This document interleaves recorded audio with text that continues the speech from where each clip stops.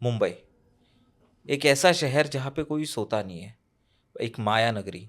यहाँ पे ऐसा कहते हैं कि कभी भी निकलो तुम बाहर, यहाँ पे लोग तुम्हें ज़रूर दिख जाएंगे।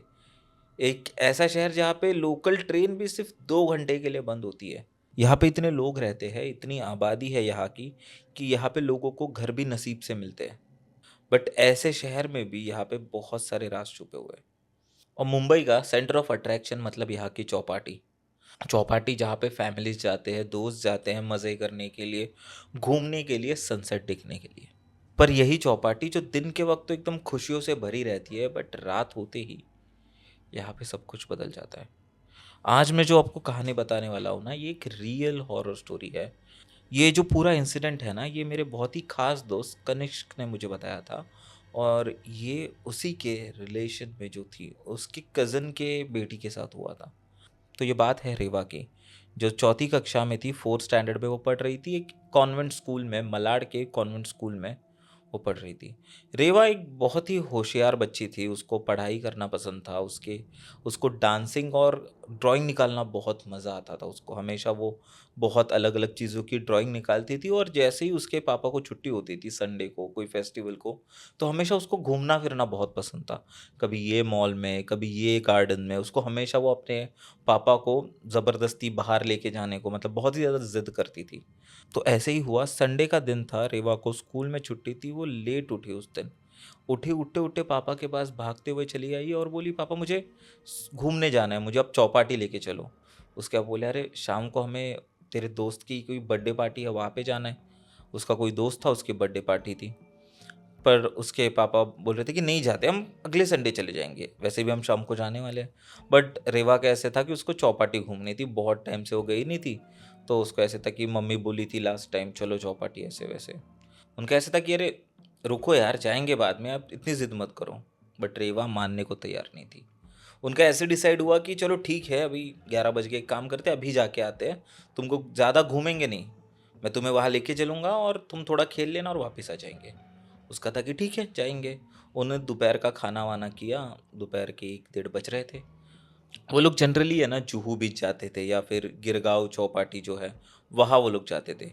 बट आज क्योंकि उनको जल्दी उसको बस घुमा के लेके आना था रेवा को, तो उन्होंने सोचा कि उनके घर के नज़दीक में ही एक बीच था, अक्सा बीच, आपने सुना होगा, मुंबई का बहुत ही फेमस बीच है वो। तो बोले कि ठीक है हम वहाँ जाके आ जाएंगे। रेवा उस दिन बहुत ज़्यादा खुश थी। उसका ऐसे था कि फाइनली मैं बीच जा रही हूँ। उसने अपने वो खिलौने लिए, वो सैंड कैसल वगैरह बनाने के, और वो गाड़ी में वो लोग चले गए। वो लोग पहुँच गए अक्सा बीच, और रेवा यहाँ वहाँ कूदने लग गई, खेल रही थी, हंस रही थी, वो किला बना रही थी वो रेत का। और ऐसे ऐसे खेलते खेलते 1 डेढ़ घंटा चले गया। 1 डेढ़ घंटे बाद उसकी हालत जो थी ना, रेवा जो हंस रही थी, खेल रही थी, वो अचानक से शांत हो गई और अपने पापा को उसने बोला कि पापा मेरे पेट में दुख रहा है। पापा बोले इसलिए मैं बोल रहा था कि दोपहर के वक्त ये अच्छा नहीं होता, धूप में घूमना वगैरह, चलो अभी जाते हैं घर पे। पापा उसको घर लेके चले गए। बट जो उसका जो पेट का दर्द था ना, वो कुछ कम नहीं हुआ। उन्होंने सोचा कि ठीक है नॉर्मल, कुछ इसके वो खा लिया होगा, या फिर रेत वेत, बच्चे जो होते हैं ऐसे कुछ मुंह में चला गया होगा, इसके लिए शायद उसका दुख रहा होगा, या फिर धूप भी बहुत ज़्यादा थी। उन्होंने उसको खाना वाना दे के उसको सुला दिया। ठीक है, जब वो शाम को उठी तभी भी उसके पेट में दर्द हो रहा था। उसके पापा को लगा अरे यार, मतलब ये क्या हो रहा है। उन्होंने उसको दवाई वगैरह दी, और जो उनका शाम का जो प्लान था वो भी उन्होंने कैंसिल कर दिया। दूसरे दिन जब वो उठी तभी भी उसके पेट में दर्द कर रहा था, और आज उसका दर्द बहुत ज़्यादा था। उसके पापा को बहुत अजीब लगा कि भाई ये कैसा दर्द है जो अभी तक ठीक नहीं हो रहा है। वो डॉक्टर के पास चले गए, डॉक्टर ने भी दवाई दी, फिर भी उसका दर्द कुछ कम नहीं हो रहा था। उसको ऐसे लग रहा था कि उसके पेट में है ना, जैसे कुछ अटक गया हो, मतलब कुछ ऐसे कि जोर से किसी ने कुछ, वैसे होता है ना किसी ने मुक्का मार दिया, वैसे उसको फील आ रहा था, और बहुत ज़्यादा दर्द हो रहा था। वो सुबह उठते ही रो पड़ रही थी, इतना ज़्यादा उसको पेन उसके पेट में हो रहा था। उसके डॉक्टर को भी बताया, डॉक्टर ने भी उसको कुछ पेन किलर्स दी, दवाई दी। बट उससे भी कुछ कुछ फ़र्क नहीं पड़ा। वो हमेशा उसके पेट में दर्द वो रहता ही था, मतलब थोड़े टाइम के लिए शांत होता था, बट उसके बाद अचानक उसको एक शार्प पेन महसूस होता था उसके पेट में। उसके बाद उन्होंने बहुत सारे एक्सरा वगैरह करवाए, उसका मतलब जो भी टेस्ट थे वो सारे टेस्ट कराए, ब्लड रिपोर्ट्स वगैरह निकाली, बट सब जगह सब कुछ नॉर्मल था। रेवा को ऐसा कोई बीमारी या फिर कुछ उसने फूड पॉइजनिंग वगैरह ऐसा कुछ कुछ दिख नहीं रहा था रिपोर्ट के हिसाब से, बट उसके पेट में ना एक शार्प पेन होता था। और धीरे धीरे जो उसका बिहेवियर था ना, कि जो एक हंसती खेलती एकदम नटखट जो लड़की थी, जो हमेशा जिद करती थी, वो एकदम शांत होने लग गई। और जब उसके पेट में दर्द होता था वो एकदम एग्रेसिव हो जाती थी, कि वो चिल्लाती थी, चीज़ें फेंकती थी, क्योंकि वो शायद दर्द ही इतना ज़्यादा था कि उसको वो सहन नहीं होता था। वो हमेशा चिल्लाना विल्लाना, ये वो उधर उधर फेंकना, वैसे उसका बिहेवियर हो गया था। और एक दिन ऐसे ही हुआ कि उसके पेट में बहुत शार्प दर्द हुआ, मतलब तीसरे या चौथे दिन पेट में उसका जोरदार दर्द शुरू हो गया। वो चीज़ें यहाँ वहाँ फेंक रही थी, और चिल्लाते चिल्लाते इस बार उसकी आवाज़ एक आदमी की आवाज़ में बदल गई। एक 9 साल की बच्ची एक 35-40 साल के आदमी के जैसे बोलने लग गई। ये सुनती उसकी माँ बहुत ज़्यादा डर गई। वो जगह पे रोने लगी, उसको समझ नहीं आ रहा था ये क्या कर रही है। उसके डैड भी आए, उन्होंने भी देखा, उसको कुछ समझ में नहीं आ रहा था।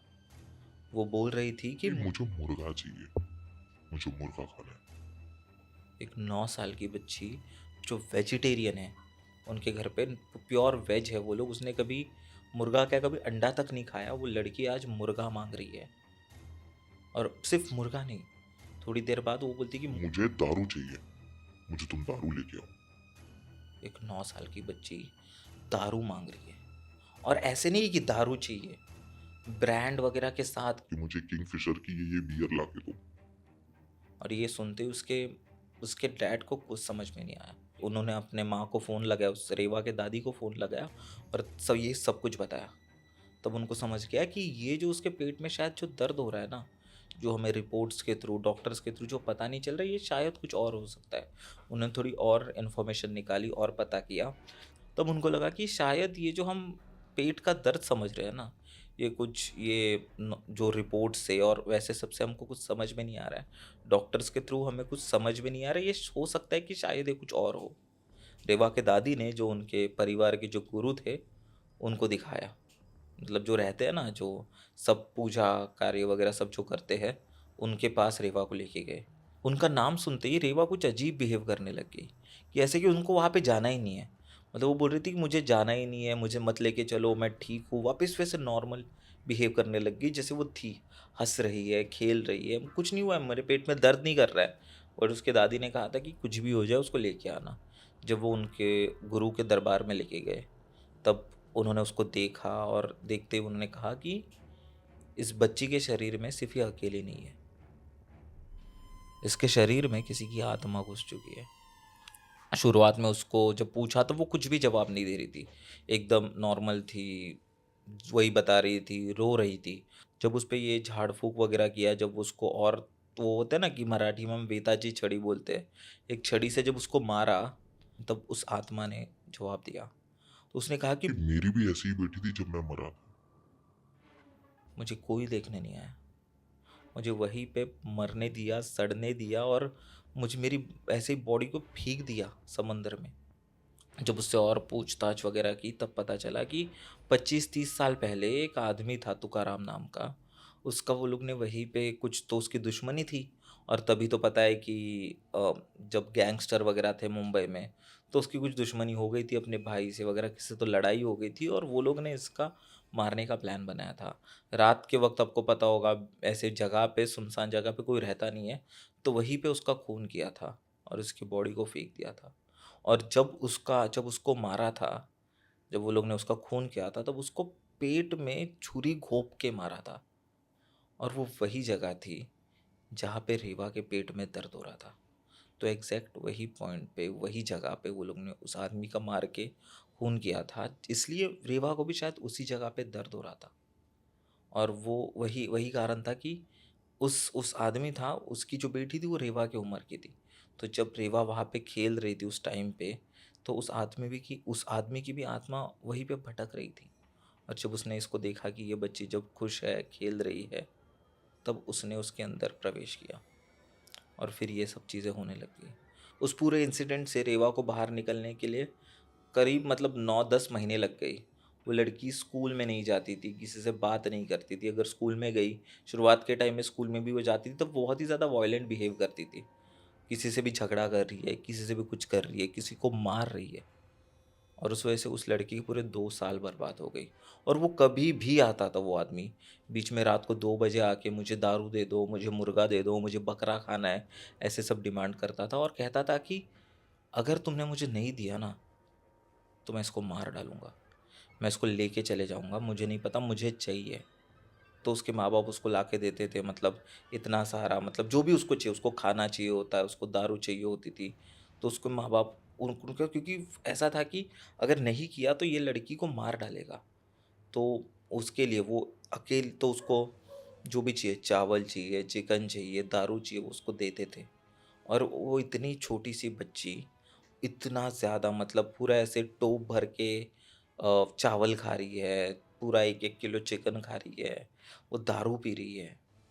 वो 9 साल की बच्ची अकेले इतना खाना खा जाती थी। तो वो बहुत अजीब था। और जब ये सब हुआ, जब गुरुजी के पास लेके गए, उस पे बहुत सारे ट्रीटमेंट चले, 2-3 बार बुलाया, उस पे बहुत सारी चीज़ें हुई।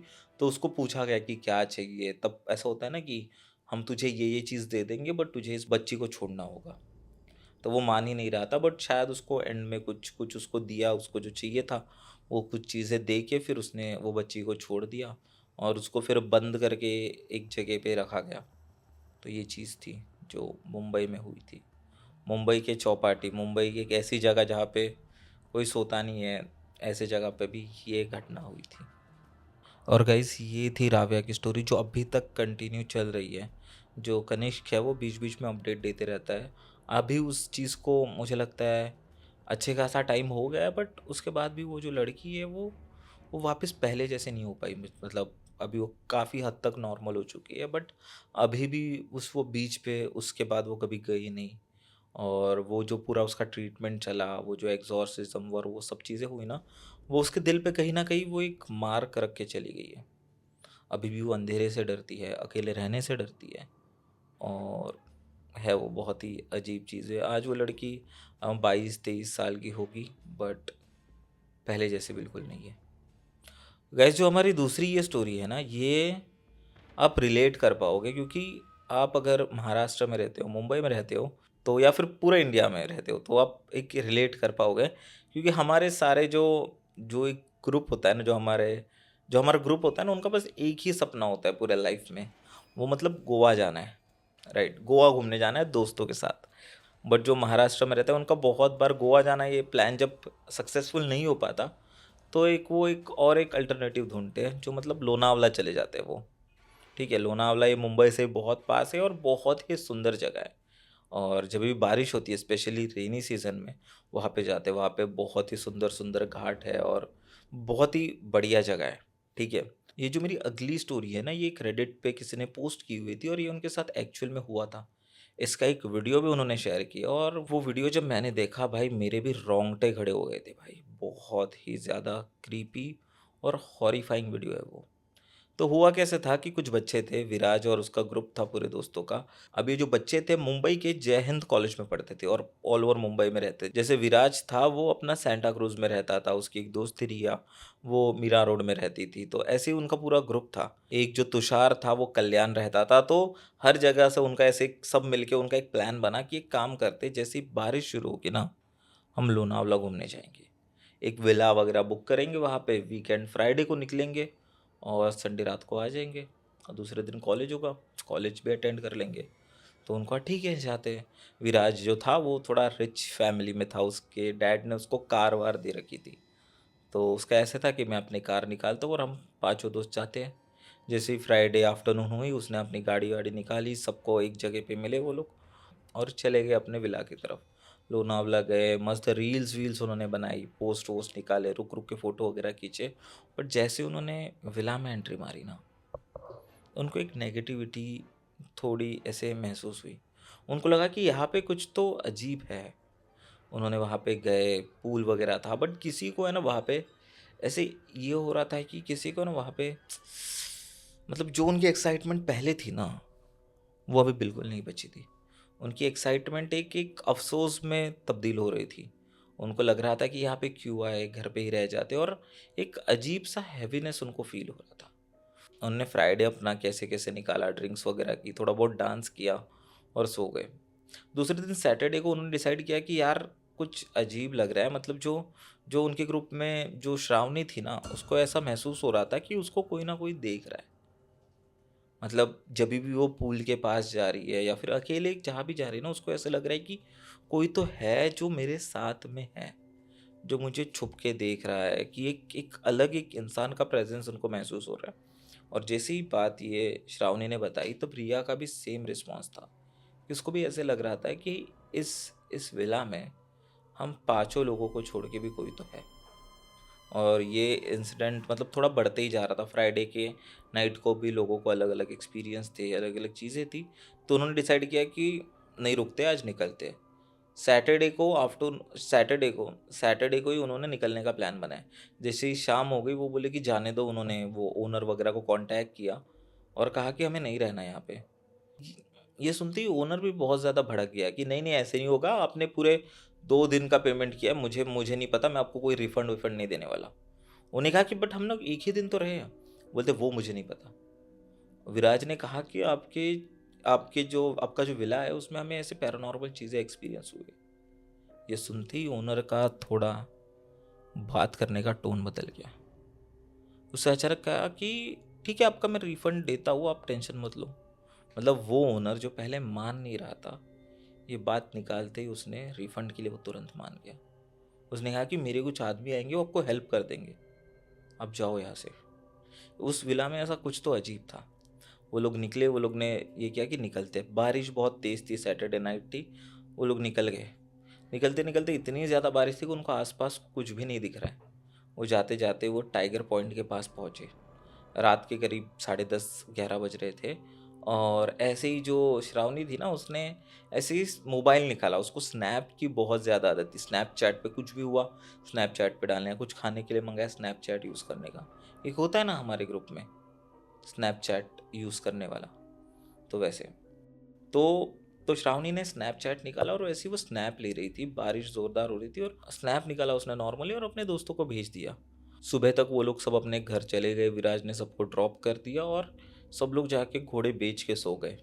उस वो 2 दिन से वो लोग कुछ वो पूरा फ्राइडे नाइट को किसी को ढंग से नींद नहीं आई थी, तो वो सो गए। जब श्रावणी सुबह उठी ना, उसके उसके फ़ोन पे कुछ 23-24 मिस कॉल्स थे उसके दोस्तों के। वो पहले डर गई कि इतने लोगों के मिस कॉल्स क्यों आके गए मुझे, आज तो संडे है, कॉलेज में नहीं है, क्या हुआ। जब उसने अपने एक दोस्त को कॉल बैक किया, तब उसने एक ही सवाल पूछा कि वो कौन था। उन्होंने पूछा कौन क्या। उसने कहा कि तूने जो स्नैप भेजा उसको ध्यान से देख। उसने स्नैप ओपन किया और देखा, तो जो वो वीडियो निकाल रही थी ना, उस गाड़ी में जब वो लोग आ रहे थे, उस वीडियो के जब उस गाड़ी में उसका जो आगे का जो शीशा था ना, उसमें साफ साफ एक हाथ नज़र आता है। और जब उसने श्रावणी ने ये देखा ना भाई, उसको चक्कर जैसा हो गया और वो बहुत ही ज़्यादा खतरनाक था। रुको मैं आपको वो वीडियो दिखाता हूँ।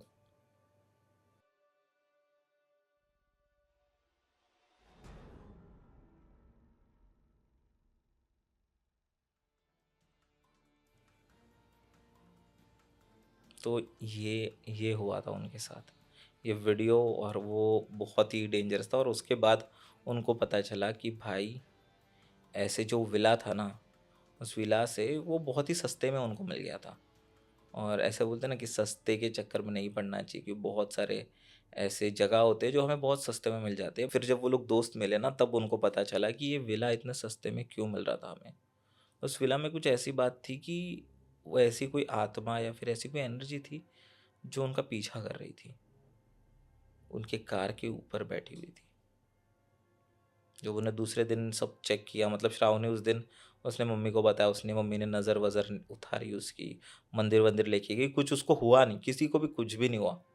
बट ये तो ज़रूर हो गया कि उसके बाद श्रावणी कोई भी प्लान में कभी उसने गई नहीं, वो कोई भी ट्रिप पे गई नहीं उनके साथ। तो ये थी स्टोरी। दोस्तों, अगर आपके भी ग्रुप में कोई ऐसे लोग हो जो बाहर घूमने का प्लान बना रहे, विला का प्लान बना रहे, तो उनको ये स्टोरी ज़रूर भेजिए, क्योंकि हर बार सब जगह सस्ते के चक्कर में नहीं जाना होता है। और हर जगह सोच समझ के जाना होता है, क्योंकि हम बहुत बार कोई जगह पे जाते हैं, वहाँ पे किसी को कुछ भी कर लेते हैं, बहुत सारे अजीब अजीब चैलेंजेस करते हैं, तो वो नहीं करने चाहिए, क्योंकि बहुत बार वो चीज़ भारी भी पड़ सकती है। दोस्तों, अगर आप इस चैनल पे नए हो तो प्लीज़ सब्सक्राइब कीजिए, आप सब्सक्राइब नहीं करते। इस वीडियो को लाइक कीजिए और हाइप देना मत भूलिए। मेरा नाम रिकी और मैं मिलता हूँ आपको अगले एपिसोड में। ध्यान रखिए।